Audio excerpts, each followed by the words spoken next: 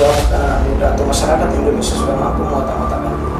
Dia hanya memikirkan kepentingannya sendiri dan kepentingan merasakan keterpurukan karena sistem pemerintahan kita coba diombang-ambing oleh para elit yang memuji nilai-nilai kebangsaan para pemimpin kita. Nah, kita tantang ya, sekali lagi kita tantang para paslon 10 putra terbaik Lombok Timur, 5 pasangan calon. Ngopi terus, jangan sampai nggak ngopi.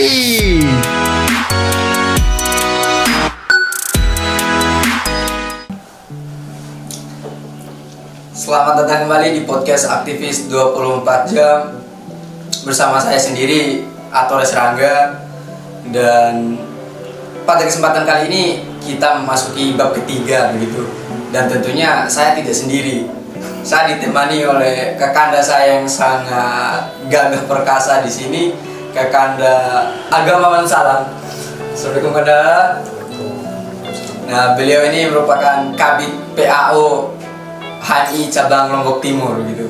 Nah, pada kesempatan kali ini Kanda, sedikit kita akan membahas tentang potret kebangsaan mahasiswa dari zaman ke zaman begitu, maju atau mundur begitu. Seperti yang kita tahu bersama bahwa dewasa ini saya rasa diskusi mengenai kebangsaan seperti itu seolah dituntut hanya kepada mahasiswa yang berorganisasi saja begitu. Jadi kita yang berorganisasi ini dituntut untuk terus melek terhadap permasalahan-permasalahan seputar kebangsaan ini gitu. Nah, oleh sebab itu gimana pandangan Kanda tentang kondisi kebangsaan mahasiswa pada zaman ini begitu? Baik ya, mungkin ini pembahasan yang cukup menarik ya di akhir-akhir ini, karena kita melihat benar apa yang kemudian disampaikan tadi oleh Adinda bahwa kebangsaan atau jiwa kebangsaan itu mulai memudar seakan-akan ya. Itu bentuk kekhawatiran kita, dan saya coba mulai dari makna bangsa ya. Secara pemaknaan saya coba simpulkan sendiri bahwa semua atau seluruh masyarakat Indonesia itu memiliki jiwa kebangsaan, entah itu dari pikiran, dari hati maupun dari nurani kita sendiri. Itu lahir tanpa disengaja sebenarnya, jiwa kebangsaan itu. Nah, jika pertanyaan itu merujuk pada diri seorang mahasiswa, maka saya ingin coba kupas sedikit tragedi-tragedi lama ya, yang kemudian buat kita respek dan penting untuk kita pahami memang dan ketahui ya. Karena salah satu manfaat dari itu semua itu, pertama kita mengetahui titik tekan permasalahan bangsa itu di mana ketika kita coba flashback peristiwa-peristiwa lama. Yang kedua itu kita tahu apa yang kemudian kita akan perjuangkan sebagai mahasiswa. Misal tragedi 98 gitu kan, itu peran aktif full forward dari mahasiswa untuk mengawal ya, untuk mengawal sesuatu hal yang kemudian menjadi tuntutan kita bersama. Dan titik tekannya ya soal bagaimana demokrasi ini bisa muncul di Indonesia. Salah satu sistem pemerintahan kita yaitu demokrasi, dari, oleh, dan untuk rakyat itu harus terwujud ya. Sehingga gerakan massa pada 98 itu ya kita kenal dengan gerakan reformasi ya. Reformasi itu dalam segi pemaknaan memang perubahan yang secara radikal, yang merubah sesuatu itu dari akar. Dan peran fungsi mahasiswa itu terlihat di sana. Dia mencoba untuk menghidupkan apa yang kemudian kurang di bangsa kita. Nah, itu coba kita kulik ya soal demokrasi ini ya. karena yang ingin diwujudkan itu soal demokrasi, dan hari ini mahasiswa bertugas untuk mempertahankan itu, nilai-nilai itu. Ya, beberapa tahun silam dan sampai hari ini kita merasakan keterpurukan karena sistem pemerintahan kita coba untuk diombang-ambing oleh para elit, dan ya tragedi-tragedi lama kita lihat sama tapi tidak serupa ya. Dalam arti dulu gerakan massa itu memang tergerak karena keresahan. Hari ini ada yang motif mahasiswa itu yang ikut-ikutan. Ada yang tergerak karena memang resah dengan semua yang kemudian terjadi. Ya. Nah, poin yang kemudian saya ingin Dinda soal kenapa mahasiswa jiwa kebangsaan itu hanya tertuju pada, atau diskusi-diskusi ya, diskusi kebangsaan itu hanya tertuju pada mahasiswa yang intens membahas soal kebangsaan itu. Kenapa mahasiswa yang berorganisasi ya, mahasiswa yang berorganisasi, kemudian yang non organisasi ini kadang iya kadang enggak, ya kan? Nah, saya coba lihat ya tantangan wawasan kebangsaan kita. Saya coba teropong dari sana itu. Tantangan kita hari ini apa kira-kira? Kemudian baru kita membahas soal bagaimana membangun wawasan kebangsaan itu sendiri dalam mahasiswa yang memang apatis terhadap organisasi. Nah, saya coba merangkum 3 tantangan yang menjadi kekhawatiran kita di dalam berbangsa itu. Yang pertama, kekhawatiran kita itu ketika jiwa kebangsaan itu mulai memudar,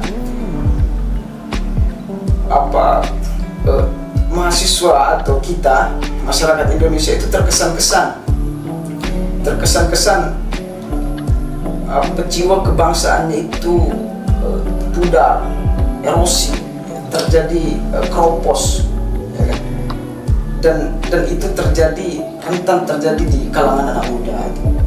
Dan yang kedua itu disintegrasi kebangsaan. Yang ketiga itu soal kita ini merasa khawatir, ya kan? Pikiran-pikiran asing itu atau pengaruh-pengaruh asing itu menggerogoti paradigma atau pola pikir masyarakat kita. Itu salah satu tantangan kita hari ini, tentang pola pikir asing yang kemudian menggerogoti pikiran-pikiran masyarakat Indonesia. Kemudian disintegrasi bangsa, ya kan? Ancaman disintegrasi bangsa. Kemudian yang pertama tadi itu soal kalangan anak muda ini diancam dalam kondisi keropos kebangsaan. Nah, coba kita kulik tiga hal yang kemudian kita khawatirkan akan terjadi. Dan ini tantangan kita bersama, entah itu mahasiswa yang kemudian berorganisasi maupun yang tidak berorganisasi. Yang pertama itu soal di kalangan anak muda. Apa yang membuat anak muda ini seolah-olah jiwa kebangsaannya itu memudar. Yang pertama itu saya coba lihat, ternyata kita ini ya, kita jangan jauh-jauh, kita melihat lingkungan kita saja tentang bagaimana gaya hidup lifestyle kita, ya kan? Seolah-olah nilai kebangsaan kita, ya, kita perkosa dengan hal-hal yang bersifat memolek diri atau hal-hal yang sifatnya itu kepentingan pribadi, ya, tanpa berpikir bahwa apa yang kemudian kita lakukan itu tidak ada value atau nilai yang kemudian diberikan untuk orang lain. Nah, gaya-gaya hidup yang konsumtif semacam-macam kita ini, kita jangan jauh-jauh kita saja ya. Kita ini ya, itu menjadi tantangan kita sebenarnya. Dan kita larut dalam hal-hal seperti itu. Nah, gaya hidup itu sangat berpengaruh dalam ancaman keroposnya kebangsaan. Yang kedua itu ancaman disintegrasi bangsa. Ya, ini sering keterkaitan. 3 poin ini sering keterkaitan. Ancaman disintegrasi bangsa itu bisa terjadi. Hal yang sudah bersatu akan terpecah, ya kan? Ketika anak muda atau masyarakat Indonesia sudah mampu mengotak-ngotakkan diri. Bangsa persatuan itu, ya kan? bangsa itu membahas soal persatuan, ya. Kita ini Bhinneka Tunggal Ika, berbeda-beda namun satu tujuan, ya kan? Dari perbedaan itu kita merasakan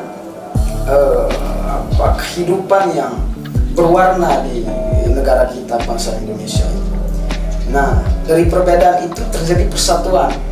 Nah, tapi unsur persatuan ini tidak cukup. Bukan hanya itu unsur dari bangsa ini, persatuan ini, ya kan? Nah, makanya kebangsaan ini termaktub. Nah, dalam 4 pilar kebangsaan itu ada Pancasila, kemudian Undang-Undang Dasar 45, kemudian Bhinneka Tunggal Ika dan NKRI, ya kan? Unsurnya itu Negara Kesatuan Republik Indonesia. Ketika kita sudah menyatakan diri berbangsa satu, bertanah air satu, berbahasa satu, bahasa Indonesia, artinya konsekuensi khusus atau konsekuensi logis yang kemudian harus termaktub itu yang menjaga keutuhan bangsa itu. Ya, jika kita tarik ke sejarah juga ya Budi Utomo, kemudian Drustovia, kemudian dan teman-teman mungkin lebih tahu ya soal-soal seperti itu. Jadi organisasi yang pertama kali terorganisir itu ya Budi Utomo. Kemudian lahir Sumpah Pemuda 1928, ya kan? Lahir Sumpah Pemuda. Sebelum itu 1908 itu Hari Kebangkitan Nasional, kemudian Sumpah Pemuda. Dan kita sebagai anak muda ini bersumpah untuk menyatakan bahwa kita ini bersatu dalam bahasa, dalam bertumpah darah satu, darah Indonesia dan lain-lain gitu. Dan ketika kita menyatakan itu berarti kita menyatakan bahwa kita siap menjaga keutuhan bangsa itu sendiri. Nah, itu yang harus ditanam, bukan hanya di kalangan anak organisasi, tapi di kalangan masyarakat Indonesia secara generalnya, secara luasnya. Jadi itu tanggung jawab kita bersama, maksud saya Dinda. Nah, itu yang kita khawatirkan ya, ancaman disintegrasi bangsa ini sangat rentan terjadi ketika mahasiswa, bahkan anak muda atau masyarakat Indonesia sudah mampu mengotak-otakkan diri. Dia hanya memikirkan kepentingannya sendiri dan kepentingan kelompoknya. Nah, itu yang saya maksudkan. Yang ketiga itu soal pengaruh asing. Nah, ini merangkup semuanya. Pengaruh asing. Kita memang berada pada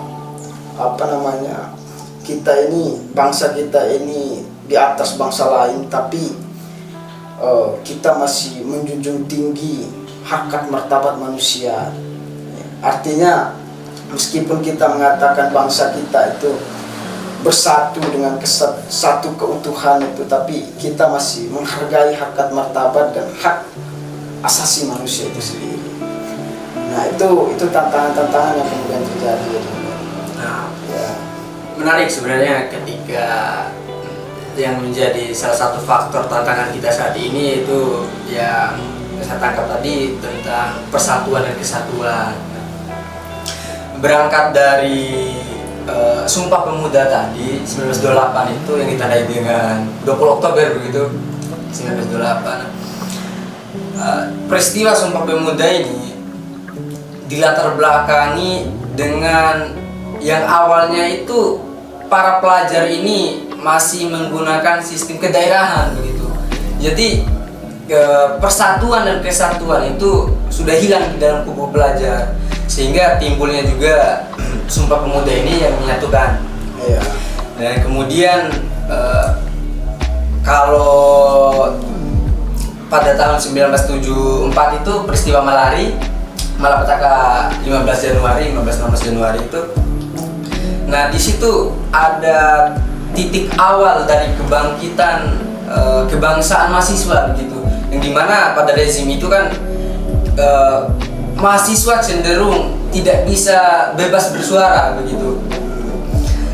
Oleh karena itu adanya kunjungan Perdana Menteri Jepang saat itu yang menimbulkan kemarahan rakyat Indonesia keseluruhan, sehingga peristiwa ini menentang kekuasaan asing terhadap investasi di Indonesia begitu.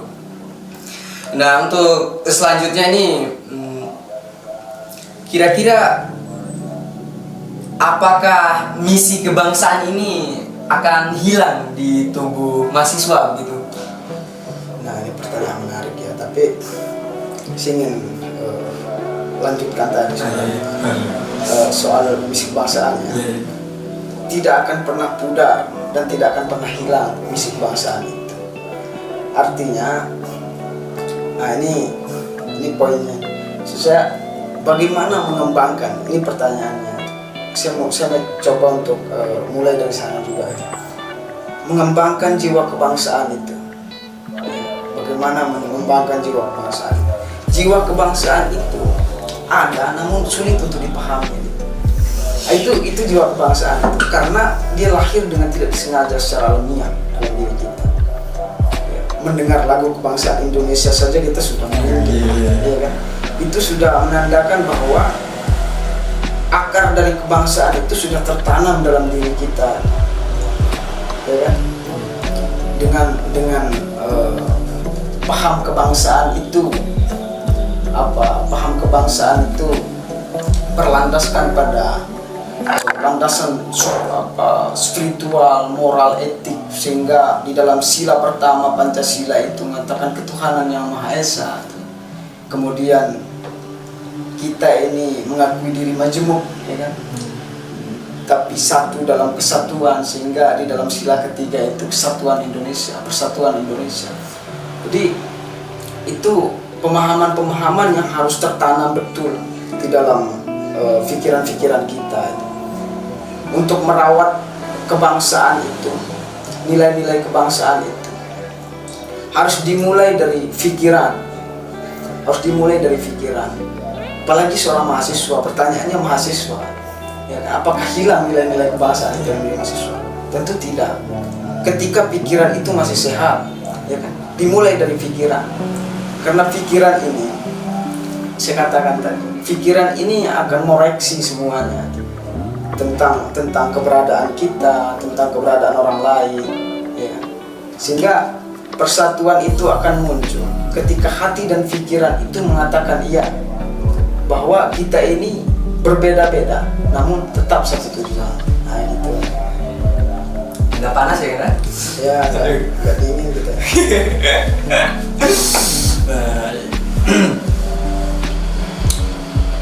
Kalau kita lihat untuk sekarang ini, saya rasa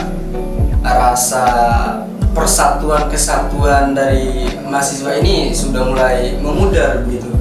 Karena di beberapa situasi yang saya lihat begitu, ada beberapa peristiwa yang saya lihat itu di mana mahasiswa ini cenderung saling mengkotak-kotakan dalam menuntut segala sesuatu terhadap pemerintah gitu. Jadi tidak ada persatuan yang kokoh dalam kubu mahasiswa juga begitu. Karena beberapa kali saya juga melihat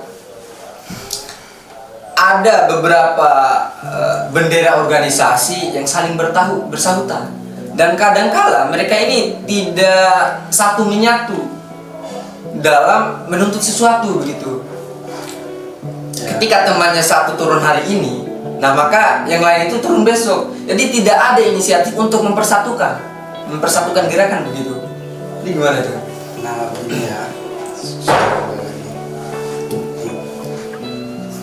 Di organisasi mahasiswa, ya kan, OKP ya, organisasi kemahasiswaan itu, memang ada PMI, ada HMI, ya kan, ada Himah di sini, ada GMNI, ada LMNP dan lain-lain.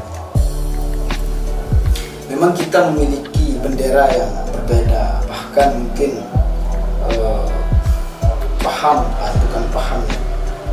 ideologi gerakan organisasi kita itu berbeda-beda. Ada yang bergerak pada agraria, ada yang bergerak pada sosial, ada yang bergerak pada perkaderan, ada yang bergerak pada perjuangan dan lain-lain. Nah, justru saya melihat dengan perbedaan itu kita menemukan satu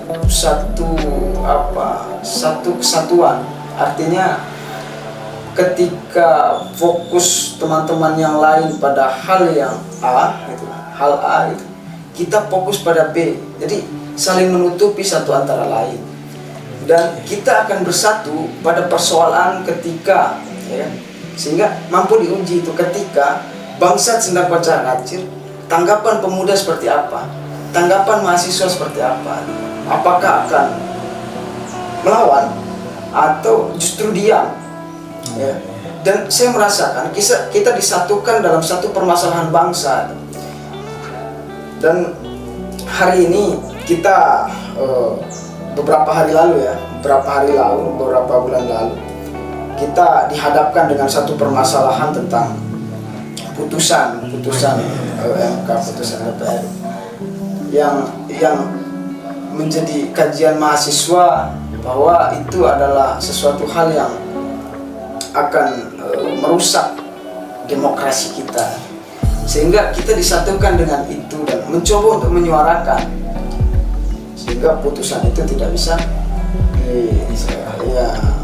soal-soal permasalahan itu tidak bisa dilanjutkan.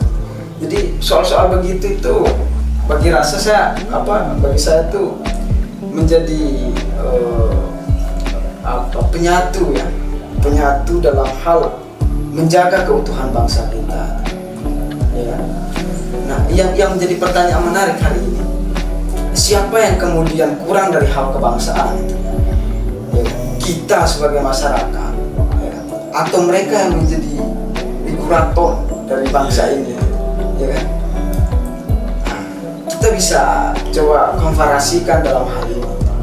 Mereka yang menjadi pemimpin itu apakah nilai kebangsaannya itu masih melekat pada dirinya atau justru sudah hilang? Kalau semisal masih melekat, ya, undang-undang yang mengatakan bahwa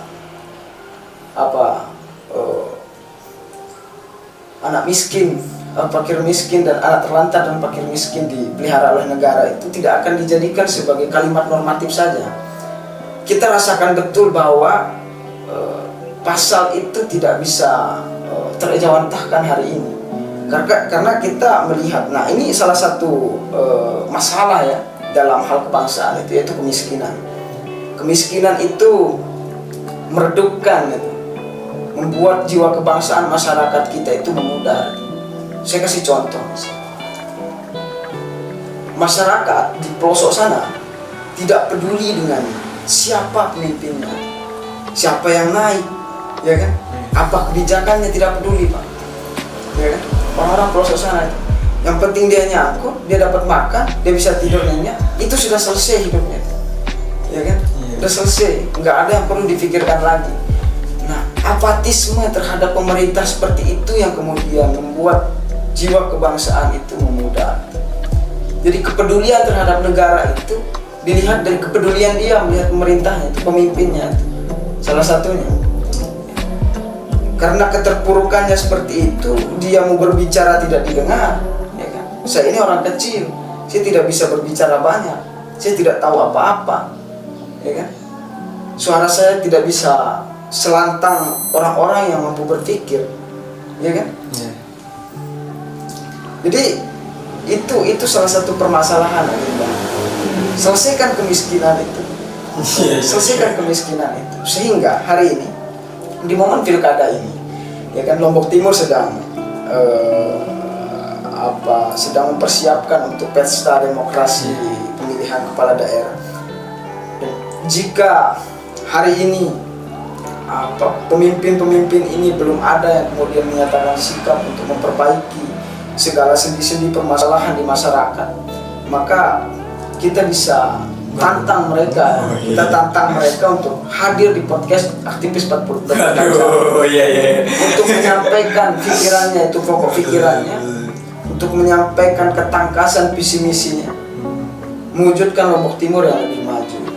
Jadi persoalan-persoalan seperti itu kayak, ya salah satunya juga masalah-masalah soal rendahnya jiwa kebangsaan itu, ya salah satunya ya soal toleransi, tapi di Lombok ini kita tidak berbicara soal toleransi agama saja, kita berbicara soal toleransi golongan, toleransi ormas, kemudian toleransi golongan-golongan lainnya. Nah itu paham-paham lain. Nah itu. Dan menarik juga tadi bahwa adanya bukan perbedaan pandangan dari kubu mahasiswa begitu. Tapi itu merupakan aktivis yang saling menutupi satu sama lain begitu.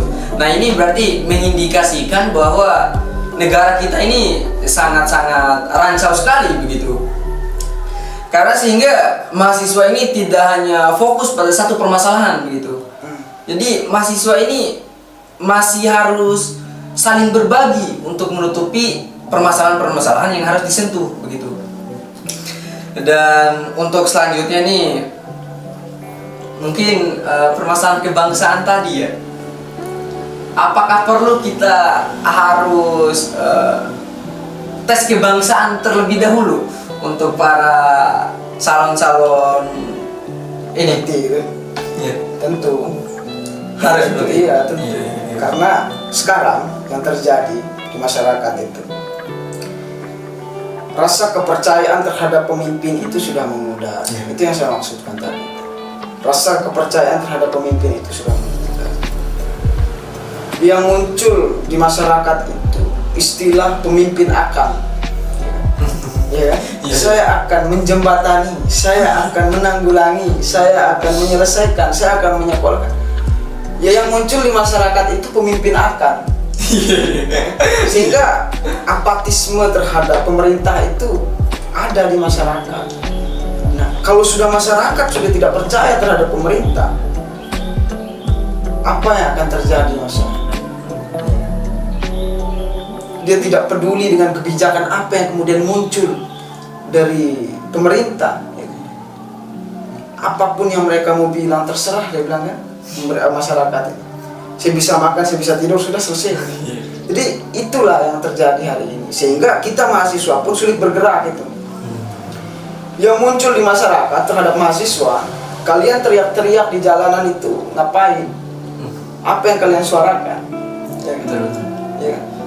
Kemudian ada yang mengatakan bahwa aspirasi mana yang kemudian kalian sampaikan? Aspirasi siapa yang kemudian kalian sampaikan? Masyarakat tenang, tentram, damai. Nah, ini kan dua permasalahan yang kemudian harus kita benahi bersama, dan pemimpin hari ini harus mampu. Pemimpin hari ini harus mampu untuk menjawab persoalan-persoalan itu. Dengan cara ya aktivitas 24 jam ini yang menguji nilai-nilai kebangsaan para pemimpin kita. Nah, kita tantang ya, sekali lagi kita tantang. Para paslon 10 putra terbaik Lombok Timur. 5 pasangan calon ini ya, untuk hadir menyampaikan ketangkasan pikirannya, visi misinya seperti apa dalam podcast 24. Iya. Oke, mungkin terima kasih Kanda atas sumbangsi pikirannya untuk penonton setia HMI Komisi Merdeka. Dan mungkin itu saja. Nah, atau ada closing statement dulu Kanda? Ya. Motivasi untuk mahasiswa ke depannya. Ya, salah satu sekolah kebangsaan itu adalah organisasi. Saya mau katakan seperti itu. Salah satu sekolah kebangsaan itu adalah organisasi. Kenapa ada istilah mahasiswa kupu-kupu, ada istilah mahasiswa apa satu itu? Kura-kura. Itu karena kita merasakan ada perbedaan di kampus itu. Dengan mereka-mereka yang tidak berorganisasi dan kita-kita yang berorganisasi. Perbedaan itu bukan muncul dari kita, tapi mereka yang selalu menganggap bahwa organisasi ini tidak penting.